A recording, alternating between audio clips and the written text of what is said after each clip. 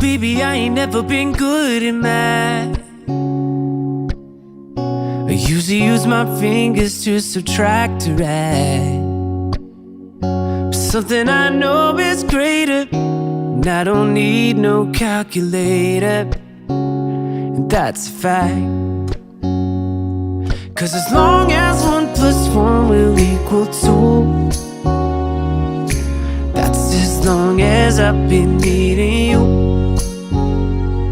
And as sure as 5 + 5 is 10, girl, my love will never end. Gonna hold you like it's 10 of me. Gonna love you till... Bonjour tout le monde, j'espère que vous allez bien, que vous êtes en pleine forme. Aujourd'hui on est jeudi 7 et logiquement cet après-midi on va savoir à quelle sauce on va être mangé lundi. On va savoir s'il y a déconfinement, s'il n'y a pas déconfinement. Je pense qu'on va savoir aussi de quelle couleur on est. Là pour l'instant on est en orange nous. On est passé du rouge à l'orange. Après je sais pas s'il y a énormément de changements entre le rouge et l'orange. Je pense que c'est juste une histoire de collège fermé et de lycée fermé pour la zone rouge. Et pour la zone verte, voilà. On verra ce soir. Enfin cet après-midi je pense qu'il va parler pour 16 h. Donc on verra lundi. Enfin on verra si lundi on va pouvoir...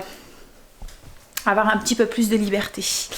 Stacy est au devoir. Alors aujourd'hui, elle doit faire sa tâche finale en espagnol. Elle est heureuse de faire sa tâche finale en espagnol. Elle est contente de devoir parler dans un micro. Hein?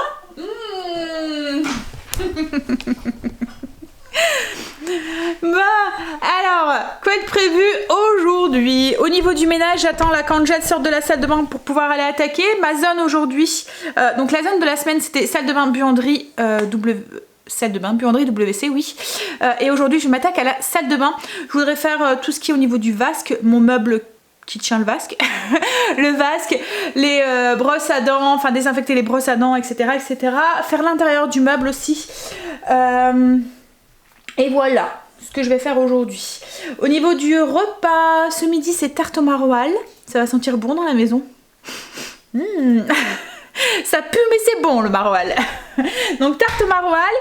Et puis ce soir on va faire une poêlée de riz au chou et au lard. Voilà, avec le reste de chou de la semaine dernière. Voilà au niveau de la cuisine. Il y avait autre chose que je voulais vous dire, mais je me souviens plus. Mais bon, ça va me revenir hein, dans la journée. Ouais, allez, on va attaquer. Je vais finir de faire ma routine. Je vais passer mon aspiro. Et ensuite, ben, j'attaque au niveau du blessing, c'est les poussières. Et ensuite, j'attaque ma zone. Allez, courage, on y va. Et je vais d'abord faire ma pâte à pizza pour la tarte au maroilles. Alors... c'est une tarte mais ça ressemble plus à une pizza en fait, ça fait comme... Enfin, c'est la tarte qu'on vend dans le Nord. Donc ça fait comme une... Moi je le fais sur une base de pâte à pizza. Donc c'est la recette que je vous ai déjà partagée, que je vous mets en lien en barre d'infos. C'est un mélange... Alors vous êtes beaucoup à l'avoir testé et à avoir dit qu'elle était trop bonne, donc je vous conseille de la tester si vous ne l'avez pas encore fait. Franchement elle est vraiment très très bonne. Le fait de mélanger de la farine et de la semoule très très fine ou de la semoule de blé, enfin de la farine de blé dur, donc c'est de la semoule très très très très très fine.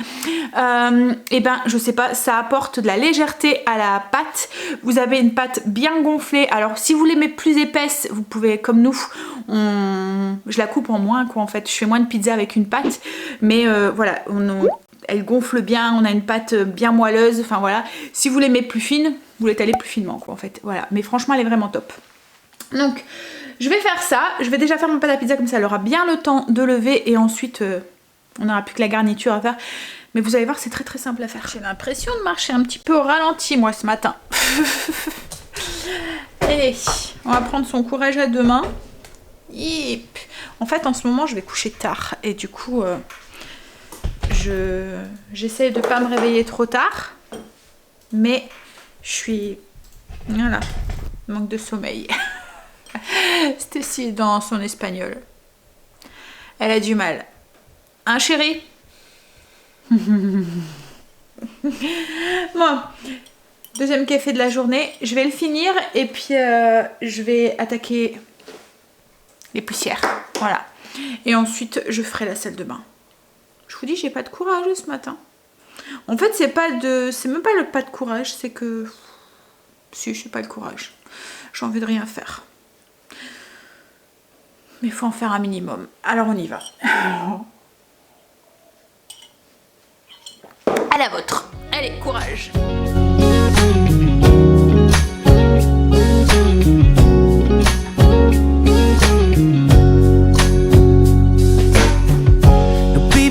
Never learned much in class. I'm scared if I raise my hand, they call me last. But we ain't that complicated, and I ain't got no reservations. I don't have to ask. 'Cause as long as 1 + 1 will equal 2, that's as long as I've been needing you. And as sure as 5 + 5 is 10, girl, my love will never end. Gonna hold you like it's 10 of me. Gonna love you till infinity.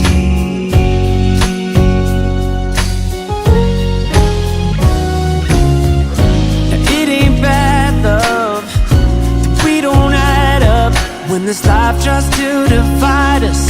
Oh, our love keeps multiplying times 1,000. We keep on counting. Ain't nobody sing, girl, all that you are. Ooh, yeah, yeah. 'Cause as long as 1 + 1 will equal 2, that's as long as I'll be needing you. And as sure as 5 + 5 is 10, girl, my love will never end. Gonna hold you like this till I'm in, like there ain't nothing left of me.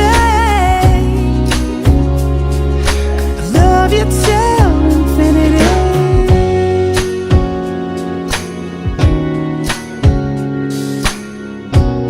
J'ai démoulé le flan qu'on a fait hier, enfin la crème renversée au caramel.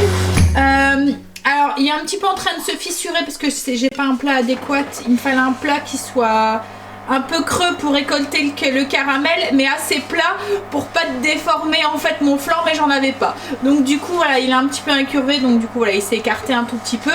Mais bon, c'est pas grave, le goût il y est, et franchement la texture elle est top quoi en fait. Il n'y a pas de petites bulles dedans et tout. C'est vraiment, il faut vraiment le faire cuire à basse température. C'est le secret pour avoir une belle crème renversée. Donc là j'ai servi une part, mais c'était juste pour la photo. Mais voilà. Hein, ça va être le dessert de ce midi. Je vous remets la recette en barre d'infos, hein, si vous le souhaitez, elle est en barre d'infos sur le mur Trello. Là je vais remettre ça au frigo et je vais continuer mes pizzas, enfin mes tartes au maroilles de ce midi. Pour les tartes au maroilles, donc j'ai fait la pâte à pizza comme je vous ai dit, celle que je fais d'habitude. Je l'ai coupée en 4, je vais les faire en version individuelle en fait cette fois-ci. Je les ai étalées et je les ai mis sur une plaque, voilà. Hop. Donc je les laisse lever. J'ai mis mon four aussi en préchauffage 200 degrés. Là ce que je vais faire, c'est que je vais préparer la crème qu'on va mettre sur le dessus des tartes au maroilles. En fait moi ce que je fais, c'est que je mets une crème à base de maroilles, comme une crème de maroilles en fait, et ensuite je mets des tranches de maroilles sur le dessus. Alors pour faire cette crème, on a juste besoin d'un quart. Alors on aura besoin de 2 quarts de maroilles, un quart pour faire la crème et un quart pour mettre sur le dessus en tranches. On va avoir besoin de un quart de maroilles, de la crème épaisse, de jaune d'œuf, et puis moi ma petite touche perso, je mets un peu de graines de cumin dedans.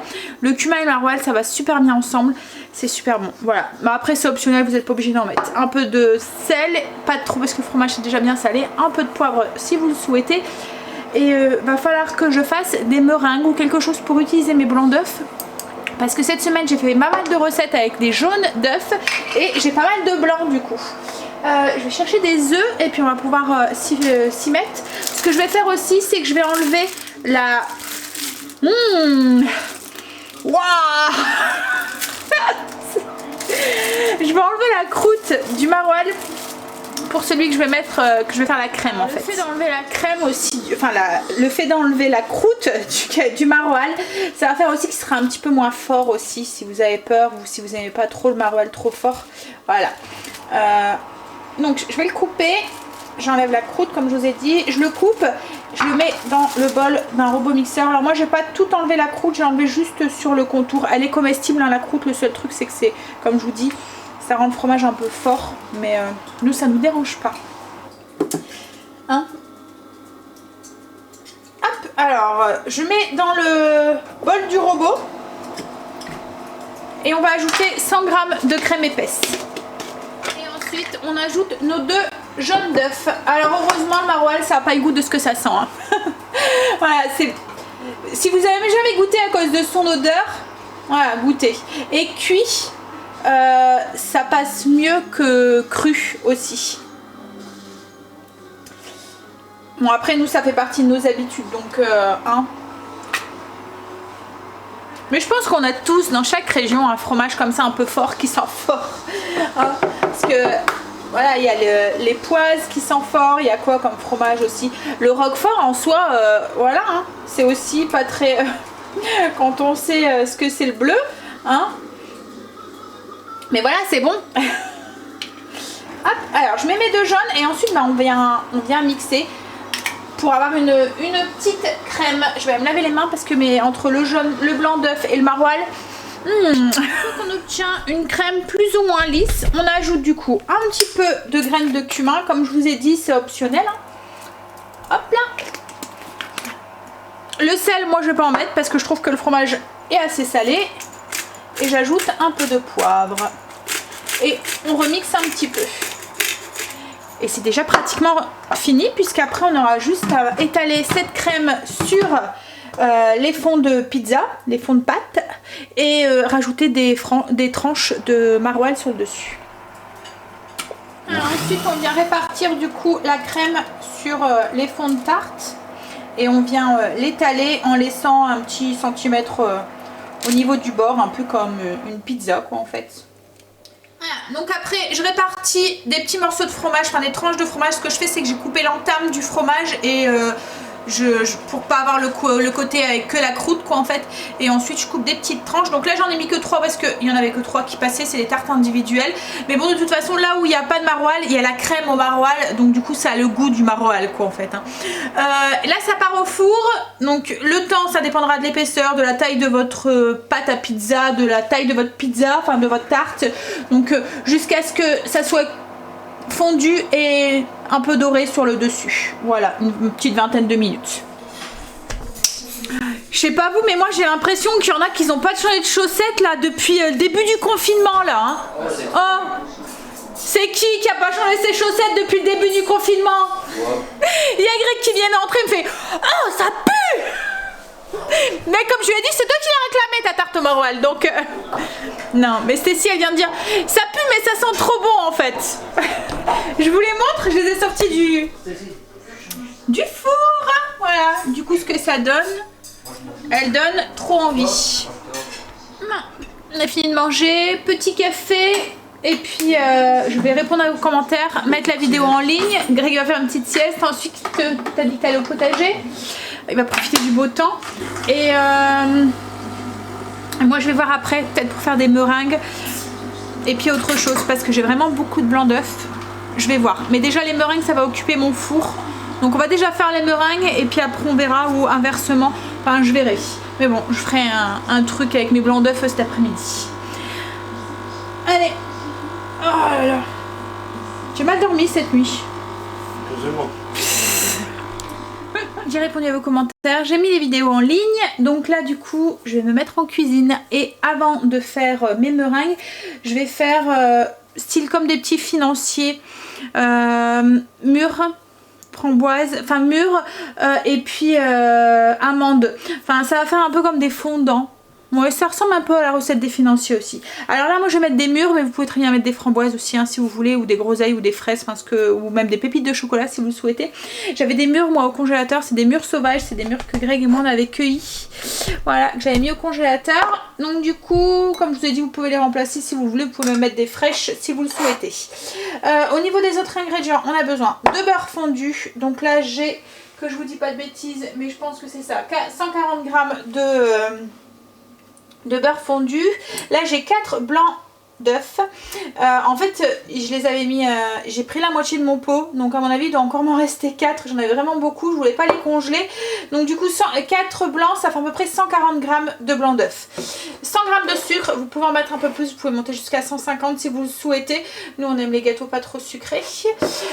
Et ici j'ai un mélange de 70 g de farine, 100 g de poudre d'amande et une cuillère à café de levure chimique. Voilà au niveau des ingrédients. Donc ce que je vais faire, j'ai mis une pincée de sel dans mes blancs d'œufs. Je vais commencer par les monter en neige bien. J'ai mis mon four aussi à préchauffer à peu près à 180 degrés. Je vais monter mes blancs en neige et quand ils vont commencer à devenir un peu plus fermes, j'ajouterai le sucre en pluie sur le dessus tout en continuant à battre. Alors quand on obtient, oups là, quelque chose, vous voyez, ça doit faire un peu comme une meringue en fait. On les a bien fermes, ça fait un ruban quoi, en fait pour les blancs d'œufs. Donc quand on a ça, on arrête. Voilà. Donc là comme je vous ai dit, j'ai commencé à les battre et quand ils commençaient à bien monter en neige, j'ai ajouté le sucre en pluie. Hop. Je vais aller chercher un fruit. Alors. Là j'ai ma poudre, donc la poudre d'amande, la farine et la levure. Je donne un petit coup de fouet et on va ajouter notre beurre fondu à l'intérieur et on va tout mélanger. Donc là on obtient quelque chose de compact. On va ajouter une partie des blancs et on va bien mélanger pour détendre un petit peu la préparation.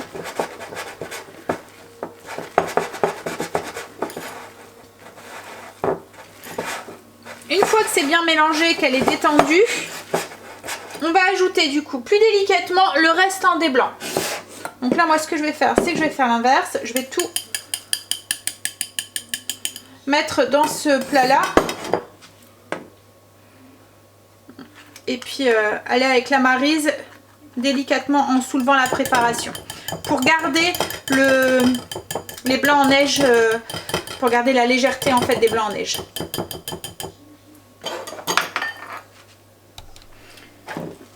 Donc on met dedans.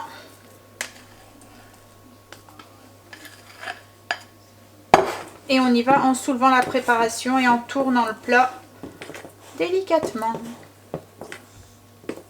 Donc une fois que tout est bien mélangé, on ajoute nos mûres. Et on mélange toujours délicatement. Et ensuite on remplit le moule que vous avez choisi. Alors moi là je vais le remplir dans des petits moules pour faire des mini gâteaux. Voilà.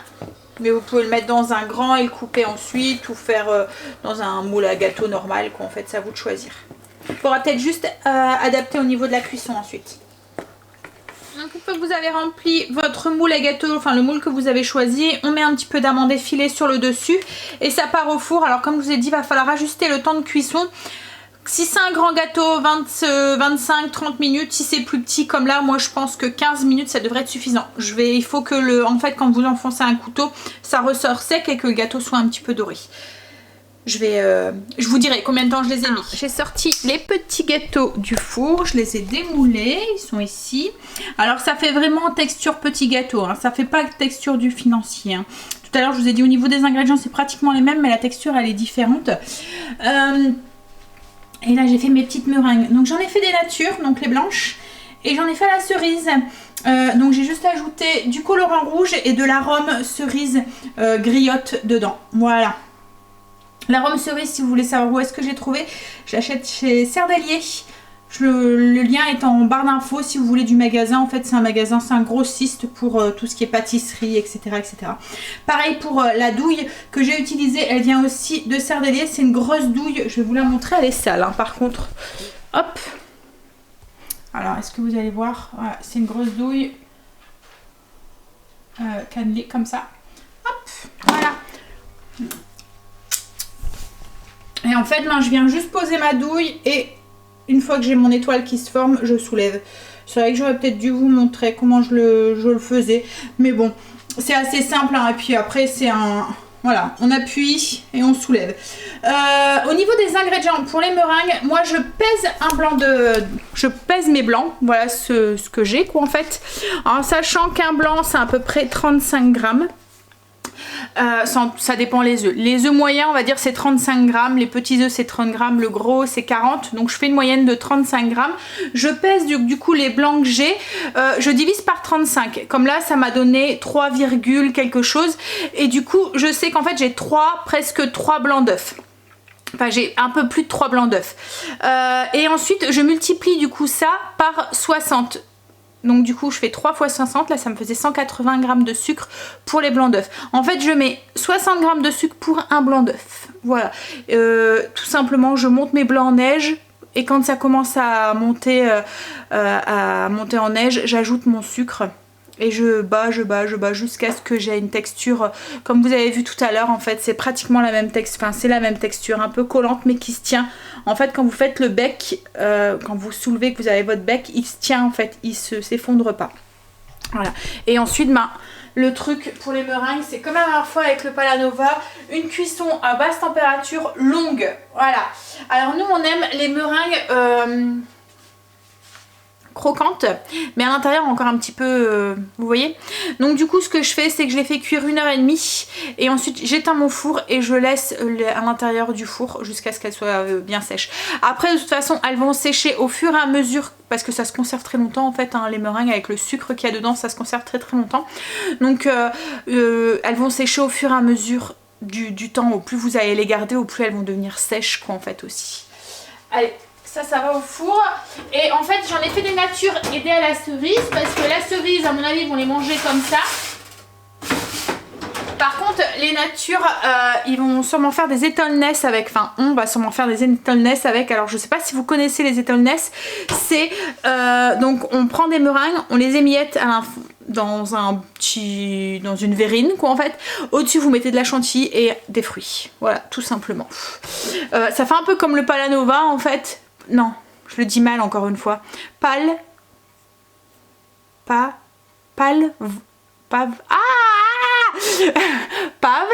P-A-L, Pavlova. Voilà. Faut bien que ça rentre. Hein. Donc oui, c'est un peu comme la même façon en fait. Au lieu que ça soit sur un disque de meringue, et ben les meringues là, les émiettez et vous le mettez dans une verrine. Bon, j'ai même pas fini mon café. Je me suis pris un café, je l'ai même pas fini. Je vais ranger, je vais aller commencer à monter le vlog en attendant que Greg revienne. Ensuite, il est parti au potager là. Ensuite, je vais commencer le repas. Et le temps que ça cuit, le temps que Greg gère, ben j'irai faire un peu de tapis, comme je fais en ce moment. Ça me va très bien en fait. Greg est rentré du potager et il a mis des courgettes aujourd'hui. Il avait mis en fait il avait fait germer des courgettes et il les a mis au potager. Il a filmé un petit peu. En fait lui ce qu'il fait c'est qu'il met du compost dans... En fait il creuse un gros trou, il met du compost, il recouvre avec un petit peu de terre. Il plante ensuite sa courgette pour éviter que les racines soient directement en contact avec le compost parce que le compost c'est acide et ça risque de ronger un petit peu les racines de la courgette. Comme ça, enfin surtout quand c'est des petits. Vous voyez après à la force elles vont prendre plus de force mais au tout début quand c'est des fines racines, quand elles sont toutes jeunes, voilà. Donc comme ça elles ont le temps de pousser, elles vont prendre racine correctement dans la terre qu'il a mis au-dessus et quand elles vont être bien grandes, elles vont pouvoir aller puiser toute la nourriture qu'il y a dans le compost sans que ça l'empêche, voilà, ça ronge en fait ces petites racines quand elles sont toutes petites. Bref, et ensuite là, il met une bouteille, voilà, pour lui servir de serre et la protéger encore un petit peu parce que nous il fait encore frais et pour qu'elle ait le temps de, voilà, qu'elle a un bon environnement bien humide et puis chaud. En fait il met, ça fait les grosses bouteilles d'eau de 5 litres. Il a enlevé le capuchon, voilà, et puis il met ça au dessus. Il fait ça aussi avec ses salades aussi, voilà, et il a coupé le cul, oui. Voilà. Donc il a fait ça aujourd'hui. Alors il a regardé, je lui ai demandé justement s'il y avait les abricots parce que souvent les abricots c'est fin juin. début juillet qu'on commence à les cueillir et là il y en a 3-4 sur l'arbre. Ça va pas être une année à abricots. L'année dernière, alors souvent c'est une année sur 2 les abricots, hein. On a remarqué, hein, il y a une année où on en est rempli et l'autre année où il y en a une quinzaine. Sur l'année dernière il y en avait plein. On ne savait plus quoi en faire, il y en a encore plein au congélateur. Une année sur 2 doit se régénérer pour le ouais, sûrement. Je sais pas. Bon bref, donc là, et des prunes, on va en avoir un tout petit peu. Les fraises aussi, ça commence à arriver et tout. Les framboises aussi. Alors, on est en train de préparer le repas. Donc ce soir, c'est poêlée de choux, poêlée de riz. C'est du riz poêlé au chou vert et au lardon. Alors là, déjà, ce que je vais faire, c'est que j'ai pris une poêle, une sauteuse, et je vais y faire revenir mes lardons. Je mets pas matière grasse parce que les lardons, c'est déjà assez gras. Ça va rendre du gras. Hop. Ce que j'ai fait aussi, je suis en train de faire cuire du riz selon les indications du paquet. Il y a 250 g de riz pour nous tous. Greg a émincé le chou. Je vais le faire blanchir et bien le cuire pour éviter de rapporter de l'humidité dans mon mélange avec le riz. Et ça va faire un... Oui, bah voilà, en fait vous le faites bien cuire et vous l'essorez pour éviter justement d'avoir cette humidité. Parce qu'on veut vraiment un riz, voilà, on veut pas du jus quoi en fait. Hop là. Donc là je fais revenir les lardons et ensuite on va ajouter l'oignon, de l'ail. On ajoutera le riz, on le fera un petit peu sauter avec le gras pour arrondir les lardons. Et ensuite on ajoute le chou et on mélange tout et c'est fini. Voilà, recette très simple ce soir. Donc en fait c'est parfait aussi quand vous avez un reste... Qu'est-ce que tu fais ? Ça fait du cochon. C'est parfait aussi quand vous avez un reste de riz du coup à faire. Alors là moi j'ai fait avec du chou, mais vous pouvez remplacer par du poireau ou ce que vous voulez d'autre comme légumes. Alors les lardons je vais les faire cuire pour qu'ils soient un petit peu croustillants. Vous voyez qui dort bien. Et je vais rajouter aussi moi du fenouil dedans. Alors c'est pas obligé, vous n'êtes pas obligé d'en mettre, vous pouvez mettre du thym si vous voulez ou autre chose, mais j'aime bien la saveur du fenouil. Donc voilà, j'attends que mes lardons soient bien dorés, bien croustillants, et ensuite j'ajouterai mes oignons et mon ail. Et le fenouil. Faites pas attention aux traces de maquillage dû à la sueur, je viens d'aller marcher, enfin je viens d'aller faire mon tapis. Donc du coup, j'ai mis le riz, hop là, vous êtes à contre-jour. J'ai remis la poêle en route, j'avais laissé en fait les oignons avec les lardons comme ça sur le côté. Donc j'ai remis la poêle en route, j'ai ajouté le riz et je le fais sauter un petit peu dans la matière grasse qui arrondit les lardons et puis dans les oignons, etc. Et là ensuite, moi j'ajouterai le chou qu'on a cuit et bien essoré pour enlever le maximum d'humidité. Je le rajouterai dedans et je mélangerai. Et voilà. Tout à l'heure je vous ai pas dit pour les petits gâteaux, je les ai fait cuire 15 minutes, c'était suffisant. Et là j'ai mes meringues qui sont dans mon four. J'ai éteint le four. En fait, et j'arrête le four quand j'arrive à les décoller comme ça. Hop, vous voyez, toute seule. Quand j'arrive à les décoller toute seule comme ça, ben, c'est que c'est cuit. Donc là je vais les éteindre et je vais les laisser dedans jusqu'à demain sûrement. Voilà, et demain je les mettrai dans une boîte Tupperware. Donc là c'est celle à la cerise. Voilà. Hop. On va manger, du coup j'ai juste rajouté le chou dans le riz, j'ai mélangé, j'ai fait cuire pendant 5 minutes, enfin j'ai tout en mélangeant parce que ça va risque d'accrocher. Hein. Je vous ai pas reparlé tout à l'heure, on a regardé du coup notre Premier ministre parler, donc on est sans surprise en zone rouge, voilà on s'y attendait. Parce que ça, du coup pas d'école en fait pour les loulous. Dans un sens, moi ça me rassure un tout petit peu, j'ai pas cette décision à prendre et puis voilà, on nous laisse le temps de voir et puis voilà, je verrai l'évolution des choses, c'est ce que je vous avais dit, hein, moi je voulais... hein, la seule petite chose que je voulais, c'était pouvoir revoir ma famille, revoir les personnes qui... enfin voilà, revoir du monde quoi en fait, entre guillemets, enfin du monde, entre guillemets... Parce que c'est pas du monde, on va pas faire des fiestas d'un seul coup, mais juste pouvoir aller revoir mes parents, revoir les parents de chérie, revoir nos sœurs, enfin voilà, etc., revoir nos amis. C'était une des choses qui me manquait le plus dans ce confinement, donc je suis bien contente de pouvoir y retourner, même si on va y retourner raisonnablement, parce que je veux pas les mettre en danger. Donc comme je vous ai dit, tant que les enfants retournent pas à l'école, nous on va continuer à essayer de faire attention le plus possible pour éviter justement de contaminer nos proches, quoi, en fait. C'est surtout ça, quoi, en fait. Entre le choix de faire les magasins, faire ce qu'on veut, et puis ne voir mes proches, le choix est vite fait. Voilà. Donc on va manger, je vais vous montrer ce que ça donne. Donc j'ai juste rajouté un petit peu de persil sur le dessus. Voilà. Allez, on mange. Du coup, comme je vous ai dit, on va manger. En dessert, je pense qu'on va manger le restant de crème renversée au caramel. Les petits gâteaux, on les mangera sûrement demain, quoi, en fait. Donc moi, je vous fais des gros bisous et je vous dis du coup à demain sur Insta, puisque je ne vlog pas le vendredi ni le samedi. Oui, voilà. Donc on se retrouve sur Insta demain. Je vous partagerai du coup les recettes, etc., etc. Je vous fais des bisous et je vous dis à demain. Bye, bisous. What do I have to say to keep you by my side?